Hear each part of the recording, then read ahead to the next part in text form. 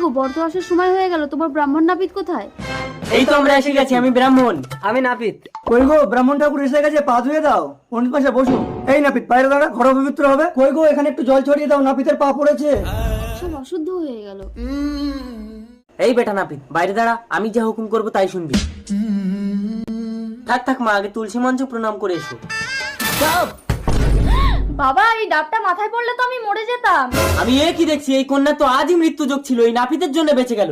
ব্রাহ্মণ ঠাকুর, আপনি অন্তর্যামী। কি গো, মেয়েকে গঙ্গা জল ঢেলে শুদ্ধ করো, নাপিত তো ছুঁয়ে দিয়েছে। ওর গায়ে গঙ্গা জল ঢেলে দিচ্ছি।